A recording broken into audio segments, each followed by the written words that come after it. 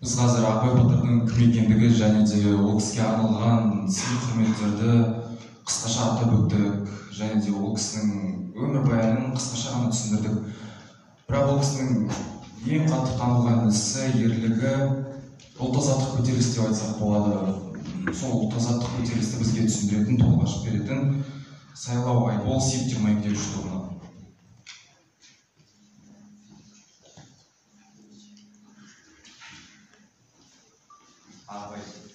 Ақбай Батыр Өмірбайұлы 1802 жылы 1885 жылы қазақ халқының тәуелсіздігі үшін күрескен әйгілі батыр, қолбасшы. Қазақ ханы Кенесары Қасымның Ресей орташылдығына қарсы жүргізілген көтеріліс басшыларының бірі Ақбай Батыр жорықта жолы болғыштығы үшін Ақжолтай Батыр атанған. Сарбаздары Абылай есімімен қатар Ақбай Батырды да ұранға айналдырған. Көтерілістері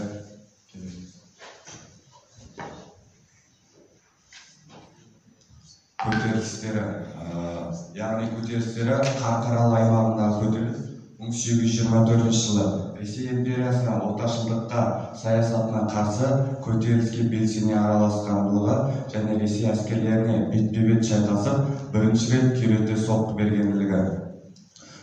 Түркістан өлкесіндегі көтеріліс 1826-1846 жылы аралығындағы Ақбай Батыр бастаған қол Ресей әскерлерімен бетпе-бет шайқасып, бірінші рет күйрете соққы беруі, Қарқаралы, Ақтау, Ақмола бекіністері шабуыл жасап, патша әскерлеріне Ырғыз тобыл өзендерінің бойындағы ұрыстарда, Қызылжар, Көкшетау шайқастарында тас-талқан етіп жеңілгендігі. Ақжолтай Батыр Қырғыз манабы орманға қарсы соғыстарда ерекше ерлік көрсетті. 1840 жылы Кенесары ханның Кекілік тауындағы қырғыздармен айқасында Наурызбай Батырмен бірге дұшпан шебін бұзып өткендігі.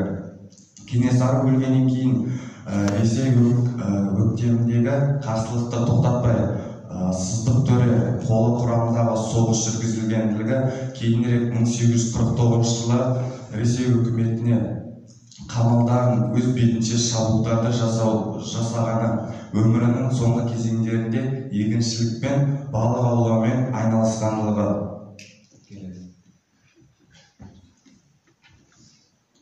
Ақжолтай Ақбай Батыр Ұлытау өңіріндегі кіндік қаны тамған батырлардың ең көрнектілерінің бірі Ақбай Қоңырбайұлы 1802 жылы Ұлытау өңірінде туған. Ақбай Батыр Кенесары ханның бас батыр дәрежесіндегі көтерілген қолбасшы. Ол патша әскерімен шайқастарда ұтымды әдіс айла, тосын тапқырлық қолдауының арқасында әрдайым жеңіске жетіп отырғандықтан Ақжолтай Ақбай атанған. Халық арасындағы оның руын көрсетіп, шұбырт бала Ақбай деп те атаған. Батырдың сарбаздары дұшпанға Ақбайлы шабатын болған. Көтеріліс кезеңдері. Ақбай Батыр бастаған қол 1826-1844 жылдары Ресей әскерлерімен бетпе-бет шайқасып, бірінші рет соққы бергендігі. Ресей империясының Қазақстандағы тірек орталықтары Қарқаралы, Ақтау, Ақмола, Екатерина бекіністерін шабуыл жасап, патша әскерлерінің Ырғыз тобыл өзендерінің бойында ұрыстарды, Қызылжар, Көкшетау шайқастарында тас-талқан етіп жеңген. Кейінірек 1844 жылға дейін Ресей үкіметінің қамалдарын өз бетінше шабуылдар жасаған, өмірінің соңғы кезеңдерін егіншілікпен, балық аулаумен айналысқан. Жұмыс қорытындысы. Яғни Ақжолтай Ақбай Батыр Қоңырбайұлы Ресей отаршылдығына қарсы Орта Азиядағы түркі тілдес халықтарын бірігіп күрес жүргізген елшілік келісімдерге қатысы бар батыр қолбасшы.